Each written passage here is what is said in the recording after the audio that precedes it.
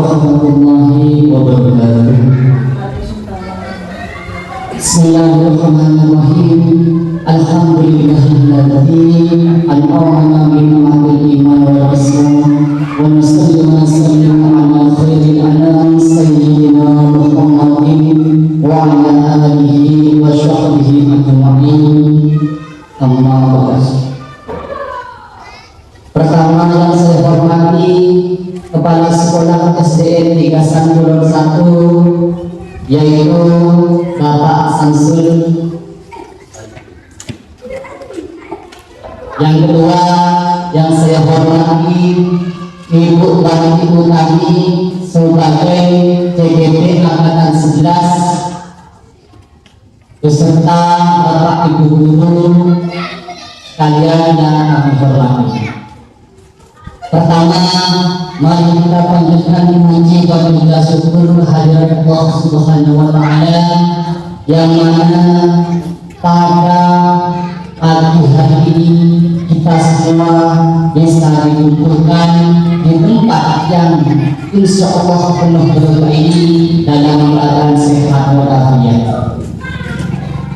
Yang kedua kalinya, salawat dan salam kita aturkan kepada baginda besar Muhammad sallallahu alaihi wasallam yang mana berkat beliaulah kita semua ini dikumpul dari alam jahiliyah menuju alam dunia, yaitu dengan adanya Islam wal iman ini. Bapak Ibu yang saya hormati, saya sebagai susun acara akan membacakan susunan acara yang mana di sini yang dirangkum atau disusun diseminasi filosofi adat dewantara dan budaya positif. Selanjutnya adapun pembukaan yang pertama, yang kedua sambutan Kepala Sekolah SDN Tigasan Kulon 1 yaitu Bapak Samsul Arifin SPD SD, dan yang ketiga pemaparan materi yaitu oleh Ibu Wati selaku CGP Angkatan 11, dan yang terakhir yaitu penutup skrip doa yang akan dipimpin oleh Bapak Imam Syafi'i. Bapak Ibu, kita awali pembukaan yang pertama, kita bacakan dengan suratul Fatihah agar semua acara ini bisa berjalan dengan lancar serta mendapat barokahnya Allah. Semua kita dilindungi oleh Allah, amin Allahumma amin. Ala dunia wa ala kulli ni'matin shalihah. Lahum Fatihah. A'udzubillahi minasyaitonir rajim. Bismillahirrahmanirrahim. Alhamdulillahirabbil alamin. Ya Allah, ya Sayyid, as-salatu wassalamu ala rasulillah. Terima kasih. Kita lanjut ke acara yang kedua, yaitu sambutan Kepala Sekolah SDN Tigasan Kulon 1 kepada Bapak Samsul Arifin SPD SD. Kami aturkan.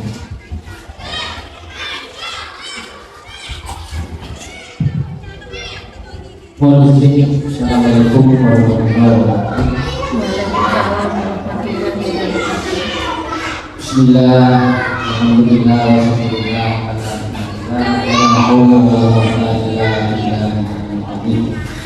yang saya hormati Bapak Ibu guru, yang saya hormati dan saya banggakan Ibu Kaum Guru Bela Angkatan 11 yang berlaku. Pertama-tama mari kita panjatkan puja dan puji syukur kita kepada Allah Subhanahu wa Ta'ala, di mana kita pada hari ini bisa menjalankan tugas jenazah, yaitu acara diseminasi yang berjudul Filosofi Pendidikan Ganjar Dewantara dan Budaya Positif yang dibawakan oleh ibu kita di Dewan Nurani. semoga nanti diberi kelancaran.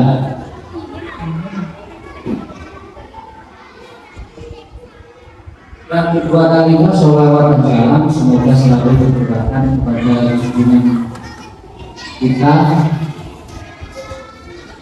Nabi Muhammad SAW, karena junjungannya lah kita bisa menuju dan memaknai nikmat Islam dan iman.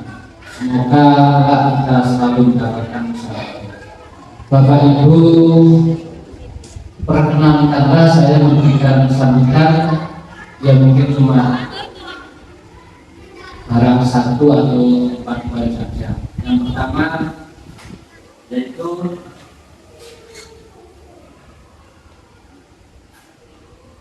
program dari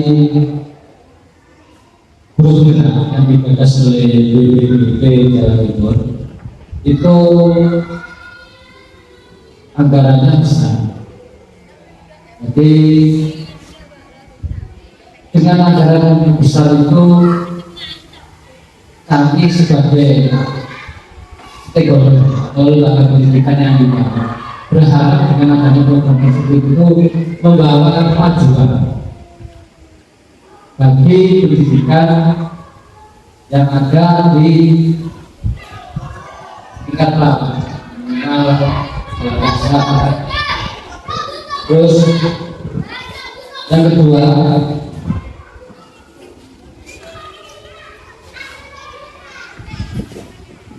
guru, kalau guru gerak ini merupakan, kalau saya memaknainya termasuk sebagai yang paling tinggi. Karena apa? Kalau dulu saya mengenal guru bersertifikasi, terus ada lagi dengan adanya guru penggerak.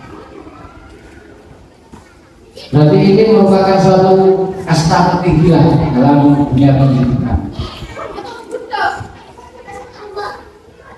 Saya berharap sekali dengan adanya guru penggerak, tidak hanya gurunya yang bergerak, tapi mampu menggerakkan seluruh potensi siswa, seluruh bakat kemampuan siswa demi minimal untuk melanjutkan pendidikan ke depannya, atau mungkin secara maksimal umum bisa meningkatkan prestasi dan kualitas hidupnya di masa yang akan datang atau masa depan. Itu yang nomor 2. Yang nomor 3, dengar-dengar saya TGP angkatan 11 ini lebih banyak materi kepemimpinannya. Jadi memang diprogram untuk jadi pemimpin dalam satu lembaga, bisa menjadi kepala sekolah atau pengawas dan lain-lain. Sebetulnya kalau menurut pengalaman saya, kalau saya itu ingin jadi kepala sekolah itu, kalau dulu itu harus sampai golongan 3C. Itu kalau ditempuh secara kesepakatan, kalau diangkat dari 3A itu harus 8 tahun baru bisa dalam kepala sekolah. Itu kalau dari angkatan golongan 3A. Kalau dulu ada yang namanya D2 PGSD, itu apa itu golongannya 2B. Jadi kalau mau jadi kepala sekolah itu harus 8 tahun, harus 16 tahun baru bisa masuk rekrutmen kepala sekolah. Dengan kemudahan ini, dengan adanya 3 angkatan 11 ini, masa kerja 4 tahun sudah bisa menjadi kepala sekolah.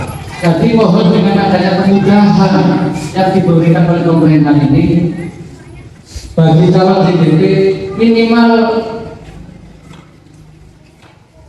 nantinya kalau bisa jadi kepala sekolah yang berharap lebih amanah dan bekerja lebih tulus dan ikhlas. Jadi kayak itu. Sedangkan yang nomor 4, saya berharap sekali dengan adanya TGP ini, khususnya angkatan 11, berkontribusi dalam pendidikan, khususnya di lembaga kita sendiri, atau minimal bisa tingkat kecamatan atau secara umum nanti bisa memajukan pendidikan di negara kita sendiri. Yang terakhir, selamat berdisiplinasi. Semoga selama berkarya berdisiplinasi, semoga ilmu yang kita dapat sangat bermanfaat bagi kita dan anak didik kita. Saya kira itu saja kata-kata saya. Kurang lebihnya saya mohon maaf. Wabillahi taufiq wal hidayah. Ihdinas siratal mustaqim. Wassalamualaikum warahmatullahi wabarakatuh.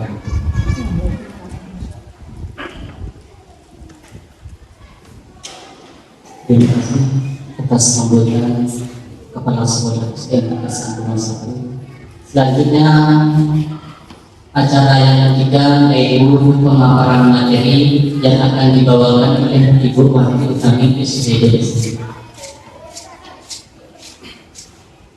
Terima kasih. Bismillahirrahmanirrahim. Bapak Ibu, sebelum kita masuk ke materi destinasi, monggo dipersilakan berdiri dulu. Kita ice breathing biar otak-otak kita mudah berdiri, Bapak Ibu. Monggo dihidupkan di layar.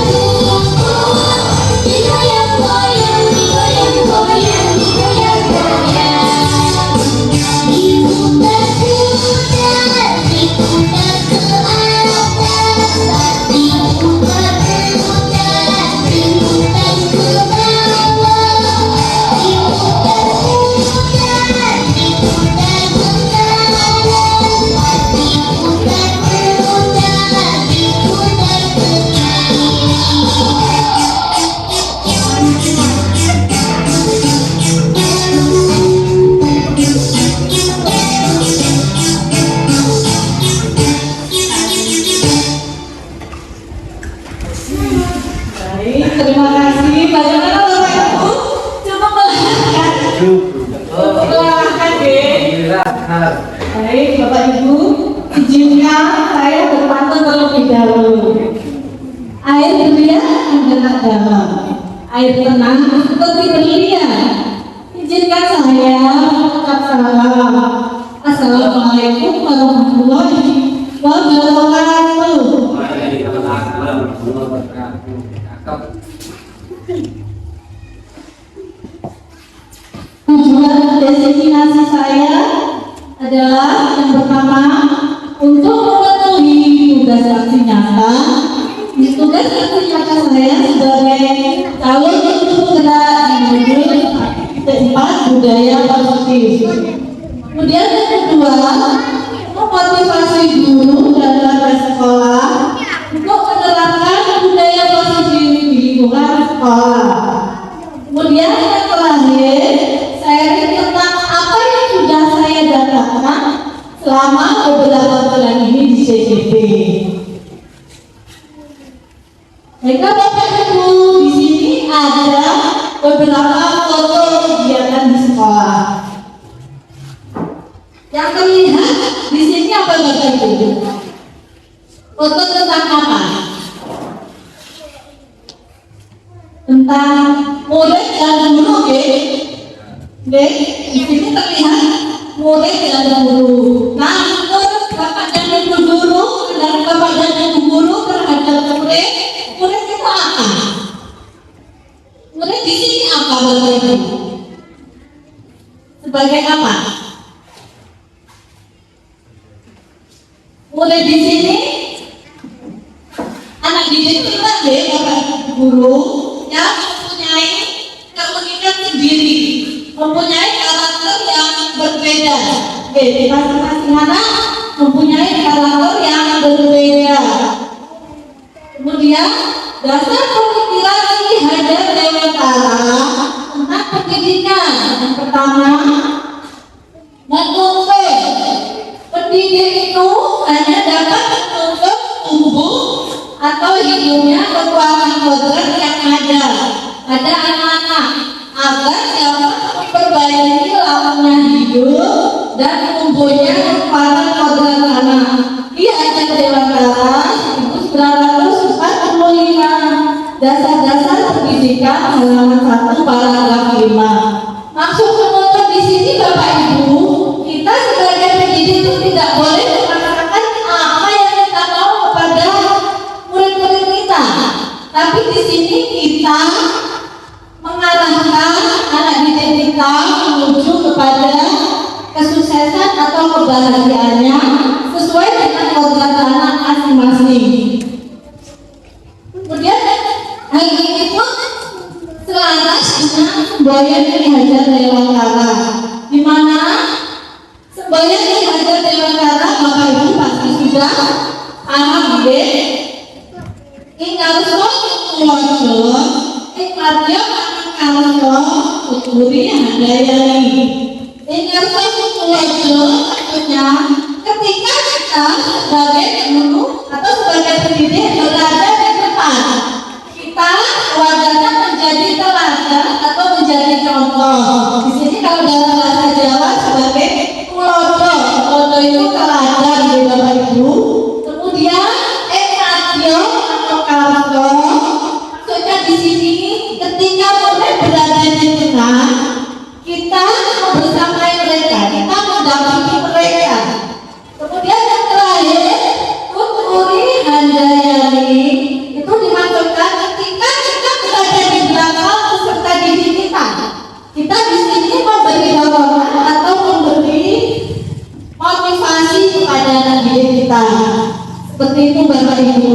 Kemudian yang kedua, kodrat anak merdeka. Manusia merdeka adalah manusia yang hidupnya lahir atau batin tidak tergantung kepada orang lain, akan tetapi bersandar atas kekuatan sendiri. Maksud pengajaran dan pendidikan yang berguna untuk berkehidupan bersama ialah memerdekakan manusia sebagai bagian dari persatuan atau rakyat.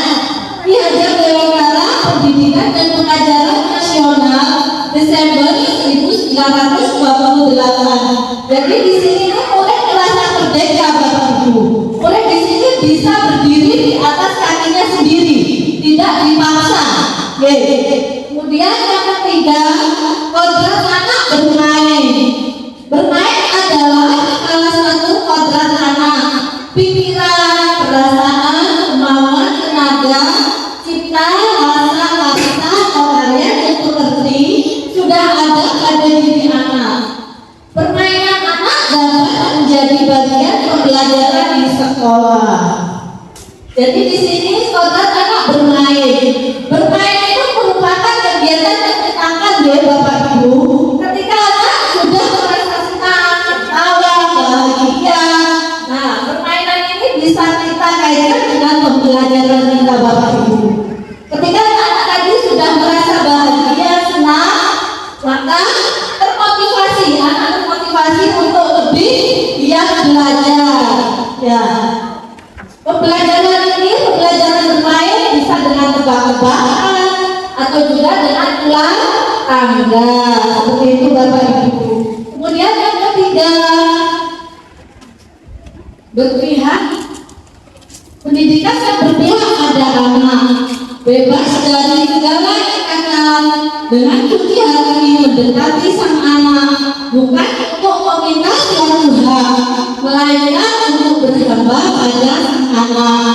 Maksudnya di sini kita adalah sebagai pendidik, hendaknya kita bisa menghargai keberadaan anak-anak. Kemudian kita memperhatikan apa yang dibutuhkan anak sesuai dengan kodratnya, dan juga di sini kita ikhlas berikan yang terbaik sesuai dengan kodrat anak. Untuk yang keempat, bukan kebulan rasa. Seperti yang sudah beredar di Bapak Ibu, anak bukan kertas kosong yang bisa digambar sesuai keinginan orang dewasa. Anak lahir dengan kekuatan kodrat yang masih sama-sama. Maksudnya di sini anak itu bukan kertas yang kosong Bapak Ibu, tapi kertas yang sudah ada garisnya, tapi masih sama-sama atau bukan. Ya. Jadi anak itu terlahir sudah ada kodratnya sendiri-sendiri. Kita sebagai pendidik hanya mengembangkan kodrat yang sudah ada tadi. Kita nggak bisa merubah. Kita hanya mengembangkan yang sama-sama tadi atau yang bukan. Kemudian yang kelima, budi pekerti. Menurut Ki Hajar Dewantara, budi pekerti atau watak atau karakter merupakan perpaduan antara gerak pikiran, perasaan, sehingga menimbulkan tenaga. Keluarga menjadi tempat yang baik untuk melatih pendidikan sosial dan karakter yang baik bagi seorang anak. Nah, di budi pekerti ini kita menanamkan perilaku, nilai-nilai kebajikan agar anak didik kita berperilaku baik, bersikap baik. Kemudian yang keenam, petani. Yang ada di bayangan Bapak Ibu, petani itu bagaimana? Apa yang ada? Apa Bapak Ibu? Ketika kita membayangkan petani, pasti yang terlihat sawah, ada petani, kemudian ada apa? Ada padi atau benih ya. Nah, di sini diibaratkan dalam bentuk kamu dan kodrat anak, peran pendidik bagaikan petani. Petani di sini ibaratnya kita Bapak Ibu, kita sebagai pendidik itu petani. Kemudian kita bibit benih ya. Sekolah merupakan sawah atau ladang. Nah, di sini kita sebagai petani, jika karena kita ingin tumbuh berkembang dengan baik dan juga menghasilkan panen yang bagus, kira-kira apa yang kita lakukan sebagai petani Bapak Ibu agar panen kita berhasil? Apa yang dilakukan? Diairi dengan baik, diberi pengairan, diberi pupuk, Ya. terus ya semprot supaya tidak ada hama. Baik, mungkin Bapak Samsul bisa menambahkan. Mohon diulang. Kita sebagai petani, ibaratnya pendidik di sini petani ya Bapak Ibu. Kalau kita sebagai petani ingin hasil sawah kita itu menghasilkan dengan apa ya, hasil yang baik, maksimal. Kita panen dengan hasil yang maksimal. Apa yang kita lakukan sebagai petani agar panen kita berhasil? Monggo Bapak. Banyak sekali kalau ingin apa itu sawah kita itu menghasilkan padi yang berlimpah. Di situ ada ilmunya, di situ ada teknik betul penanaman, harus ada rabuknya, harus mengelola tanah yang bagus, terus cara perawatannya itu harus sesuai dengan umurnya. Dan yang paling penting di situ di petani itu harus bekerja dengan hati, itu aja. Mungkin ada yang menarik. Mungkin ada yang lain mau menambahkan? Agus mungkin sudah cukup Bapak. Sangat bagus sekali jawaban dari Bapak Edi dan Bapak Samsul tadi ya Bapak Ibu. Sebagai petani agar hasil panen kita itu melimpah maksimal, tadi harus diberi pupuk dulu. Kemudian dibaca tanahnya supaya subur. Nah itu tadi cara-cara petani agar panennya bisa maksimal. Demikian juga Bapak Ibu dengan kita sebagai pendidik di sini, agar murid-murid kita berhasil atau sukses, kita sebagai guru hendaknya juga maksimal memberikan yang terbaik. Kita harus apa nih? Lebih dekat, lebih sayang kepada murid-murid kita agar kita sebagai guru berhasil mendidik anak didik kita menuju kesuksesan. Nah, di sini pendidikan dan pelajaran murid diajar dengan cara merupakan usaha persiapan dan persediaan untuk segala kepentingan hidup manusia, baik dalam hidup bermasyarakat maupun hidup berbudaya dalam arti yang seluas-luasnya. Tujuan pendidikan menurut Ki Hajar Jelantara mengukur segala kodrat yang ada pada anak agar mereka dapat mencapai keselamatan dan kebahagiaan yang setinggi-tingginya, baik sebagai manusia maupun sebagai anggota masyarakat. Oleh sebab itu, pendidik itu hanya dapat mengukur tumbuh atau hidupnya kekuatan kodrat yang ada pada anak-anak agar dapat memperbaiki lakunya, bukan dasarnya. Ya Bapak Ibu, seperti tadi di sini kita hanya mengukur, bukan mengubah dasarnya, hidup dan tumbuhnya kekuatan kodrat anak. Didiklah anakmu sesuai dengan zamannya, karena mereka hidup bukan di zamanmu. Ya. Budaya positif atau ekosistem positif, kita ambil contoh perbandingan dengan hidup tumbuh-tumbuhan tadi. Seorang petani dalam hakikatnya sama kewajibannya dengan seorang pendidik, seperti yang di depan tadi sudah kita pahami bersama di Bapak Ibu. Yang menanam padi misalnya hanya dapat mengukur tumbuhnya padi, dia dapat memperbaiki kondisi tanah, memelihara tanaman padi, memberi pupuk dan air, membasmi ulat-ulat atau jamur-jamur yang mengganggu hidup tanaman padi dan lainnya. Perubahan paradigma. Nah Bapak Ibu, sekarang mari kita melakukan kegiatan melepas atau dalam iklan. Saya punya kertas. Nah di sini Pak Ayu dapat melepas kertasnya Pak. Dilepas, bayangkan kertas itu sesuatu yang berharga buat Bapak untuk masa depan Bapak. Jadi itu sesuatu yang berharga sekali.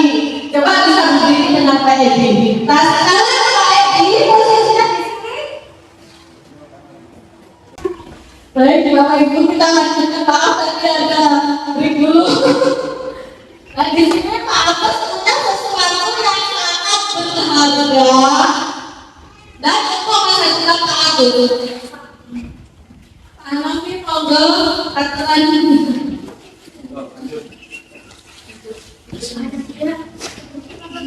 jadi di sini dibayangkan sekarang kawasan SD dengan satu keluarga monggo Bapak Nara.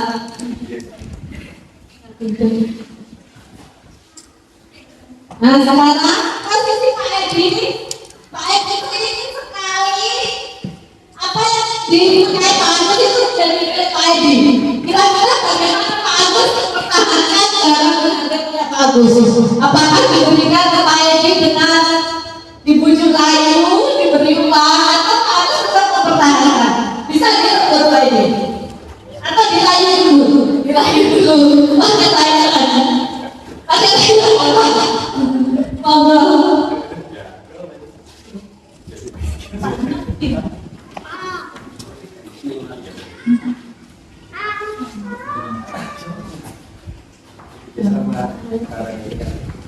Ya. Ya, bagaimana Bapak Terserah memberikan apa?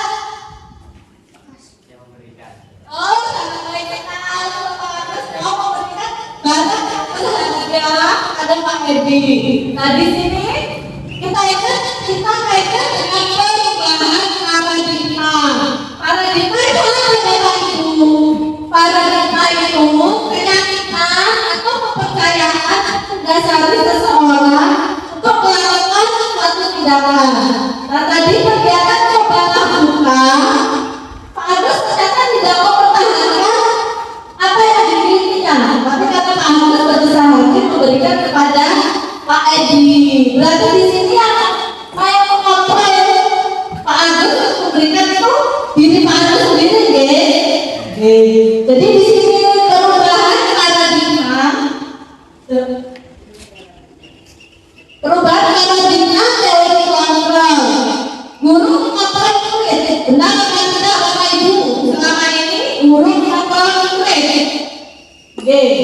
Kita selalu murid itu memang mengontrol murid ya. Kenyataannya sekarang. Kemudian kritik dan membuat orang merasa bersalah dapat menguatkan karakter. Betul apa tidak Bapak Ibu? Betul tidak? Betul. Semua perbuatan positif, efektif dan bermanfaat. Betul ya? Orang dewasa memiliki hak untuk memaksa. Itu paradigma yang terjadi sekarang. Kemudian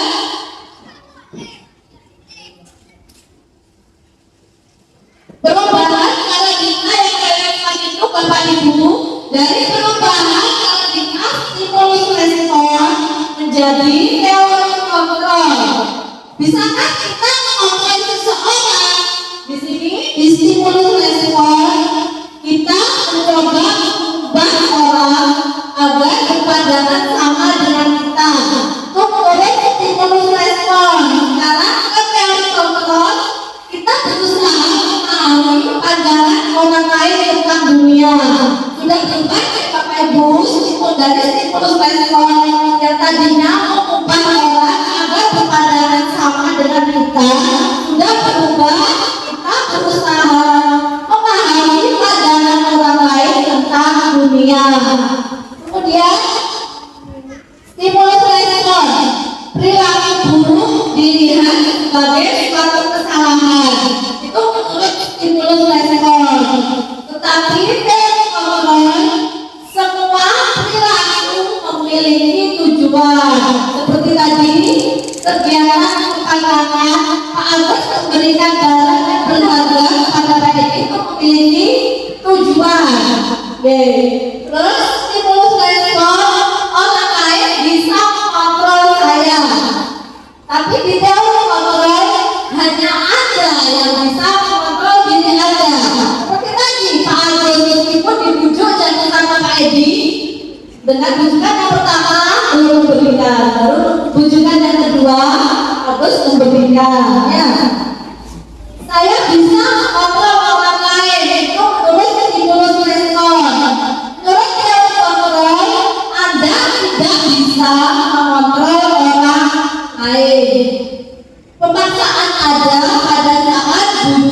gagal.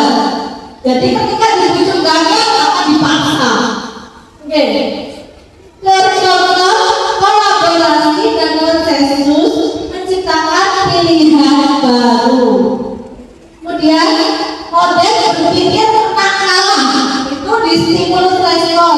Tapi di teori kontrol model berpikir menang. Jadi yang berpikir itu yang pemenangnya.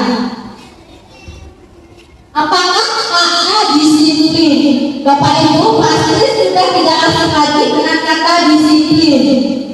Disiplin itu apa Bapak Ibu? Disiplin itu apa? Disiplin biasanya kita sering kaitkan dengan tertib, ya. Disiplin berasal dari bahasa Latin disiplina yang artinya belajar. Makna asli dari kata ini berkonotasi dengan disiplin diri dari murid Socrates dan Plato. Disiplin diri membuat orang menggali potensinya menuju sebuah tujuan apa yang dia hargai. Namun dalam budaya kita makna kata disiplin telah berubah menjadi sesuatu yang dilakukan seseorang pada orang lain untuk mendapatkan kepaduan. Kecenderungan umum adalah menghubungkan disiplin dengan ketidaknyamanan, bukan dengan yang kita hargai atau pencapaian suatu tujuan mulia.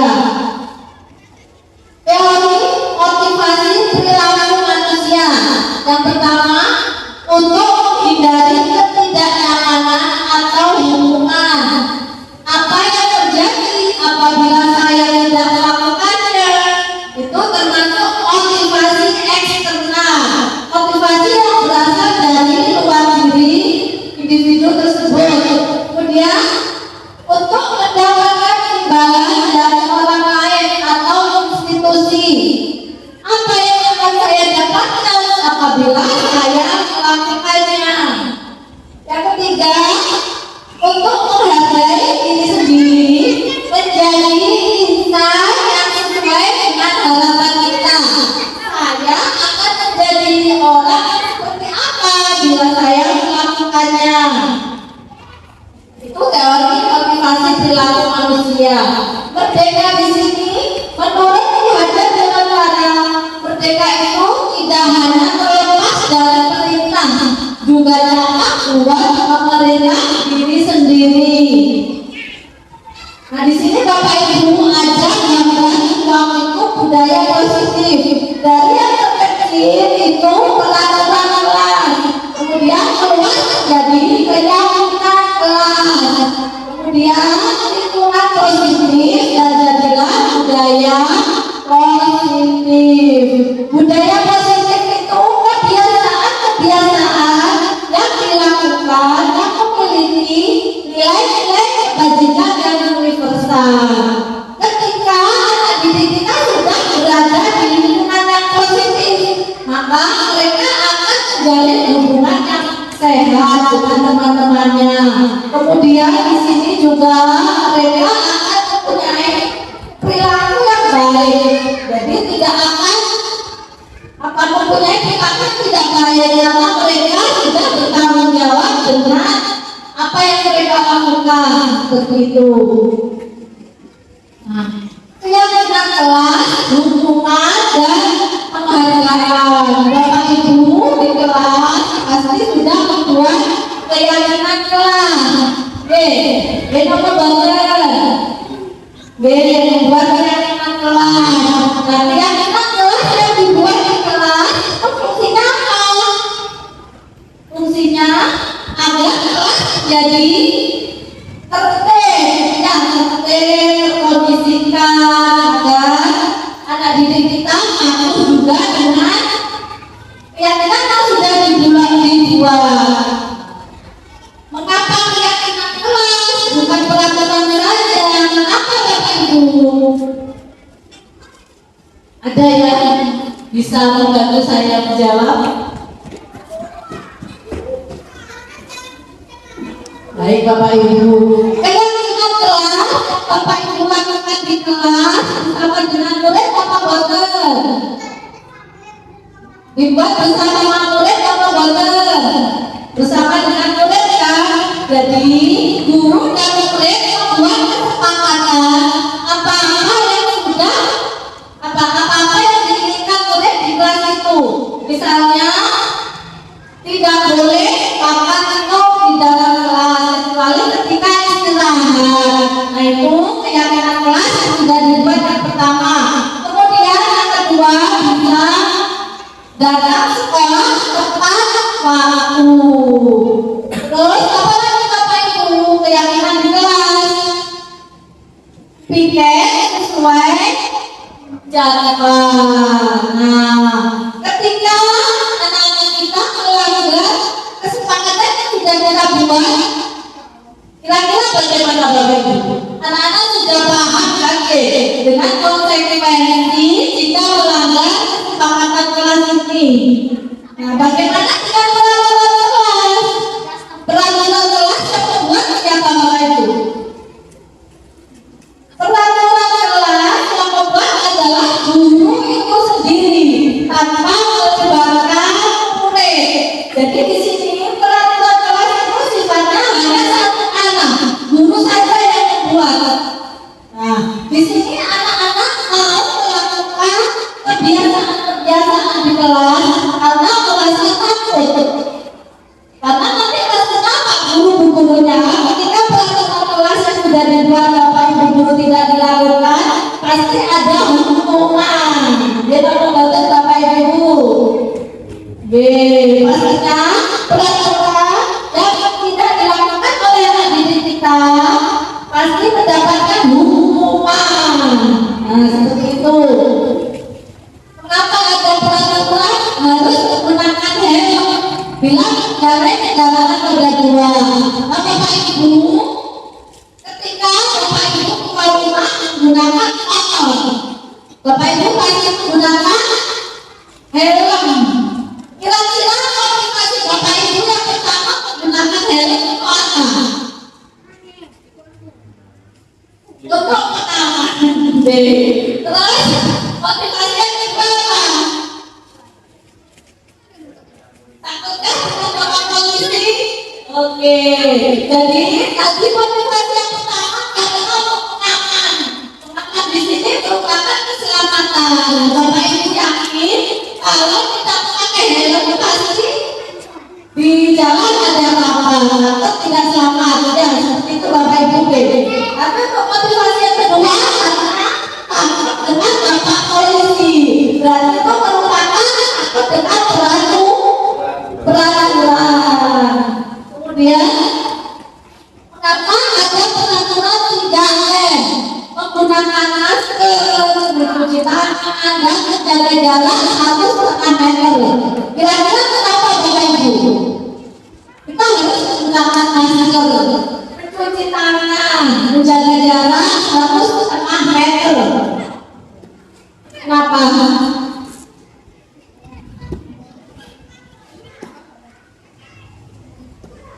Ya karena agar terhindar dari penyakit seperti itu. Kita berarti ingin sehat. Kemudian yang kedua, motivasi yang kedua, kita dulu COVID, kalau kita memakai masker bagaimana Bapak Ibu? Kenapa? Iya, kita harus juga kesehatan juga ada waktu itu ada peraturan yang mewajibkan kita memakai masker. Yang ketiga, mengapa harus datang ke tempat waktu pada saat ikuti pelatihan? Motivasi yang pertama kenapa harus datang ke tempat waktu ketika pelatihan? Melatih disiplin diri. Bagus sekali jawaban dari Pak Edi. Kemudian motivasi yang kedua harus datang ke tempat waktu atau pelatihan. Takut ketinggalan materi. Bagus sekali juga jawaban dari Pak Imam. Itu tadi motivasi mengapa melakukan hal ini.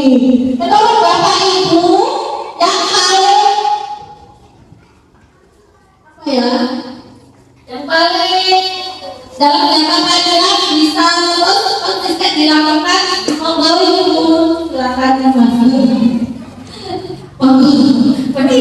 tempat yang sudah disiapkan. Oke.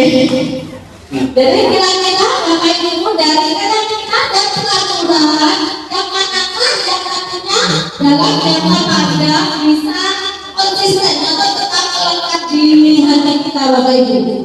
Keyakinan kelasnya atau peraturan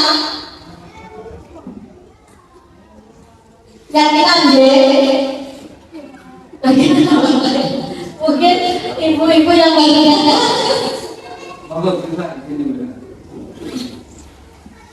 Oke, selanjutnya. Selanjutnya, peraturan. Kalau pakai buku kita bisa tanya jawab dulu sebentar di sini mengisi termasuk peraturan ataukah keyakinan kelas atau oleh kebajikan yang dituju. Selalu kembalikan buku pada tempatnya. Itu keyakinan kelas ya Bapak Ibu. Nilai kebajikan yang dituju apa?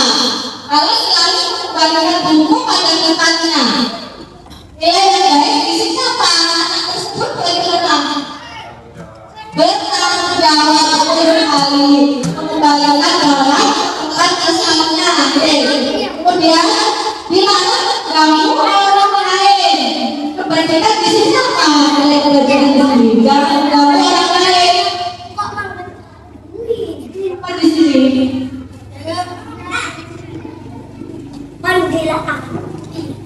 Keselamatan kan? Keselamatan ya, keselamatan orang lain ya. Terus hadir di sekolah 15 menit sebelum pembelajaran dimulai. Kira-kira di sini nilai kebajikan apa Bapak Ibu? Hadir di sekolah 15 menit sebelum pembelajaran. Di sini nilai kebajikannya apa? Disiplin diri. Sangat bagus sekali jawaban Bapak Ibu. Dilarang melakukan kekerasan. Di sini apa? Nilai kebajikannya keselamatan juga keselamatan. Karena melakukan kekerasan pastinya juga nanti dihukum oleh Bapak aparat. Dilarang menggunakan narkoba. Nilai kebajikan yang dituju di sini apa Bapak Ibu? Ya, yang pertama kesehatan, yang kedua keselamatan juga. Yang kedua berhubungan dengan obat-obatan terlarang. Bergantian atau giliran.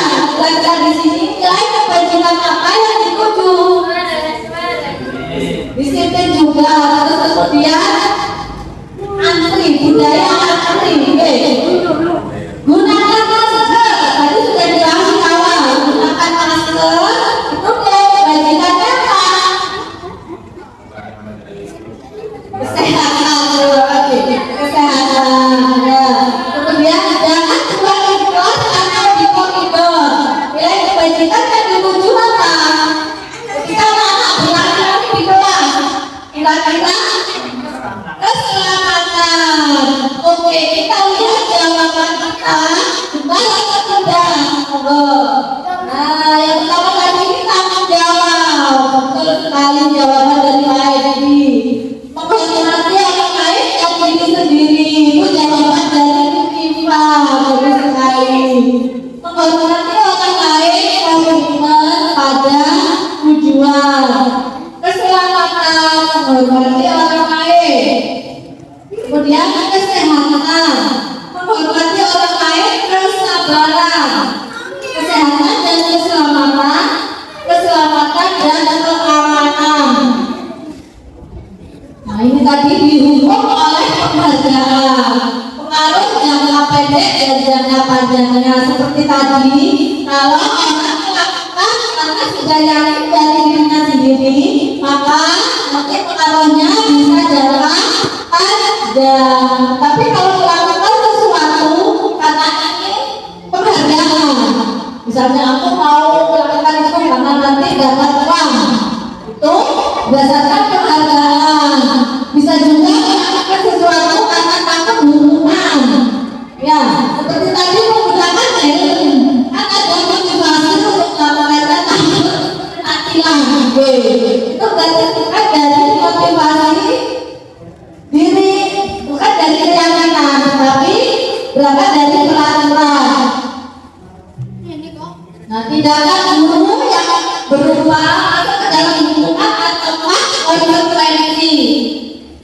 Betul, murid catat, saya tidak akan terlambat lagi sebanyak 100 kali karena terlambat datang ke sekolah. Kira-kira ini hukuman atau konsekuensi Bapak Ibu? Anak disuruh mencatat sampai 100 kali. Hukumankah atau konsekuensikah? Hukuman. Baik, terima kasih jawaban dari Bu Lutfi dan juga Pak Edi. Kemudian mendorong murid lari memiliki lapangan basket 2 kali karena terlambat masuk sekolah. Kira-kira ini hukuman atau konsekuensi? Anak-anak berlari. Hukumankah atau konsekuensi? Hukuman juga. Terima kasih. Terus meminta murid push up sebanyak 15 kali karena ke sekolah tidak memakai masker. Hukuman atau konsekuensikah? Meminta murid push up sebanyak 15 kali karena ke sekolah tidak memakai masker. Konsekuensi.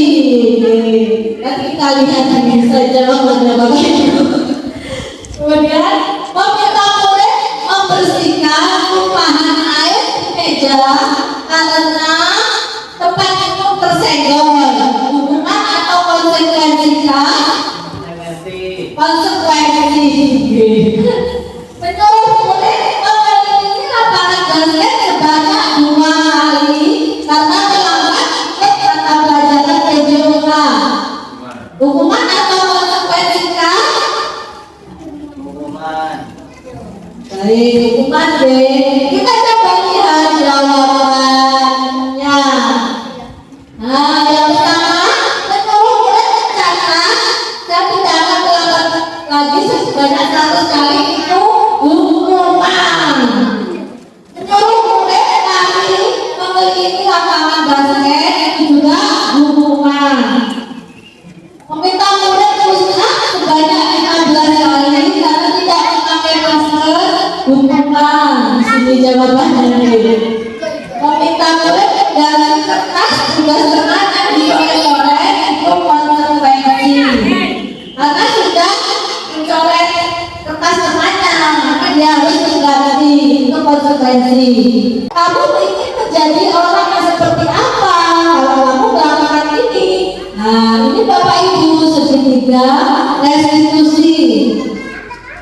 Ketika kita menstabilkan identitas untuk membuat murid yang merasa gagal karena berbuat salah menjadi positif terhadap dirinya. Guru berkata, berbuat salah itu hal yang manusiawi. Tidak ada manusia yang sempurna. Bapak Ibu juga pernah berbuat salah. Kita pasti bisa menyelesaikan permasalahan ini. Bapak Ibu tidak tertarik untuk mencari tahu siapa yang benar dan siapa yang salah. Bapak Ibu lebih tertarik untuk menyelesaikan masalah. Kalau kamu menyalahkan dirimu sendiri, apakah kamu bersikap baik pada dirimu sendiri? Ini contoh-contoh kata-kata ketika kita menstabilkan identitas kita yang sudah melakukan kesalahan tadi. Kemudian yang kedua, validasi tindakan yang salah. Pagi ini kita akan membuat kesepakatan kelas ya antara kita semua yang ada di dalam kelas ya. Tujuannya untuk apa? Ada yang tahu tujuan kesepakatan kelas untuk apa? Tidak tahu ya. Tujuan kesepakatan kelas ini agar kita itu merasa nyaman ada di dalam kelas ya. Kita belajar dengan nyaman, belajar dengan gembira ya. Makanya kita membuat kesepakatan kelas. Kesepakatan kelas ini berlaku juga nanti. Ya, misalnya kesepakatan kelas ini kamu ingin supaya masuk apa? Masuk sekolah dengan ya dengan rajin. Terus ada lagi masuk sekolah tepat waktu. Ya, kalau masuknya jam 7 kamu juga sudah ada di sekolah jam 7 sebelum jam 7. Ya. Nah, di sini Bu Wati punya kertas, kamu bisa tuliskan keinginanmu. Kamu sepakat kelas ini bagaimana? Misalnya sebelum masuk sekolah, sebelum masuk kelas membaca doa, misalnya seperti itu ya. Terus melaksanakan piket dengan tanggung jawab. Nah, terserah kamu tulis di sini ya keinginanmu untuk sepakat tata tertib di kelas kita. Nah, anak ya, paham? Paham. Bisa? Bisa. Oke, kita laksanakan ya.